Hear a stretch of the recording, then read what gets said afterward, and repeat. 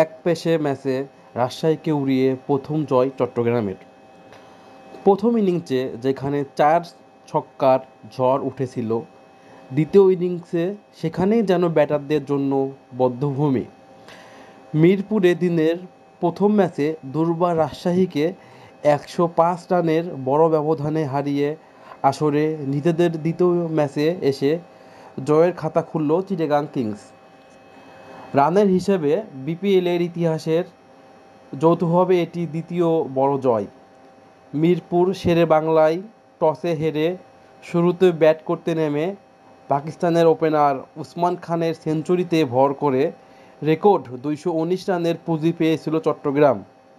বড় টার্গেট তারাই মুখ থুবড়ে পড়েছে দুর্বার রাজশাহী। শেষ পর্যন্ত তারা অল আউট হয়েছে মাত্র ১১৪ রানেই। ২২০ রানের রেকর্ড টার্গেট তারাই প্রথম ওভারেই হোঁচট খায় রাজশাহী।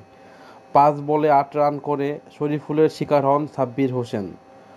ঝড় তোলার চেষ্টায় ছিলেন আরেক ওপেনার মোহাম্মদ হ্যারিস। ১৫ বলে ৩২ রানে ঝড়ো ইনিংস খেলে তিনিও বিদায় নেন। চিটাগাংয়ের বোলারদের তোপে এরপর আর কেউই থিতু হতে পারেননি। ফর্মে থাকা ক্যাপ্টেন এনামুল হক বিজয়ও এদিন মোট ৮ রানে সাজঘরে ফিরেছেন। সুবিধা করতে পারেননি ইয়াসির রাব্বি ও রায়ান বালরাও। ১৭ ওভার ১ বলেই মাত্র ১১৪ রানেই অল আউট হয়ে যায় রাজশাহী। ৩টি করে উইকেট পান আরাফাত সানি ও আলিশ ইসলাম। এর আগে প্রথম ইনিংসে ব্যাট হাতে দর্শকদের ভালোই বিনোদন দিয়েছেন চট্টগ্রামের ওপেনার উসমান খান। টসে হেরে শুরুতে ব্যাট করতে নেমে ইনিংসের দ্বিতীয় বলেই প্রথম উইকেট হারিয়েছিলেন কিংসরা। তাসকিন আহমেদের বলে সাব্বির হোসেনের হাতে ক্যাচ দিয়ে ফেরেন পারভেজ হোসেন ইমন। এরপর গল্পটা কেবলই উসমান খানের। দুর্বার রাজশাহীর বোলারদের উপর দিয়ে ঝড় বইয়ে দিয়েছেন পাকিস্তানের এই ওপেনার। উসমানকে অন্য প্রান্তে দারুণ সঙ্গ দিয়েছেন ইংলিশ ব্যাটার গ্রাহাম ক্লার্ক।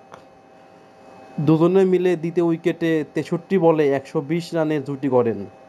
যদিও ২৫ বলে ব্যক্তিগত ৪০ রানের মাথায় সোহাগ গাজীর বলে ফিরতে হয় ক্লার্ককে। তৃতীয় উইকেটে মোহাম্মদ মিঠুনকে নিয়ে ৬৩ রানের জুটি গড়েন উসমান। নিজের রানটাও ততক্ষণে ৫০ ছাড়িয়ে সেঞ্চুরির পথে। শেষ পর্যন্ত ম্যাজিক ফিগারের দেখা পেয়েছেনও। ৪৮ বলে বিপিএলের ক্যারিয়ারে দ্বিতীয় শতক হাঁকালেন। ২০২৩ বিপিএলে চট্টগ্রাম চ্যালেঞ্জারের হয়ে খুলনা টাইগার্সের বিপক্ষে সেঞ্চুরি হাঁকিয়েছেন উসমান খান। আজ চিটাগাং কিংসের হয়ে দুর্বার রাজশাহীর বিপক্ষে ৩ অঙ্কের ম্যাজিক ফিগারের দেখা পেলেন। শেষ পর্যন্ত উসমান খান ৬২ বলে ১২৩ রানের মাথায় তাসকিনের শিকার হয়েন। অন্য প্রান্তে কেউ সেভাবে আর ইনিংস বড় খেলতে পারেননি। ব্যর্থ হয়েছেন শামীম পাটোয়ারিও। নির্ধারিত ওভারের ৫ উইকেটে ২১৯ রানে থামে চট্টগ্রাম। বিপিএল ইতিহাসে মিরপুর শেরেবাংলায় এটিই দলীয় সর্বোচ্চ রানের রেকর্ড।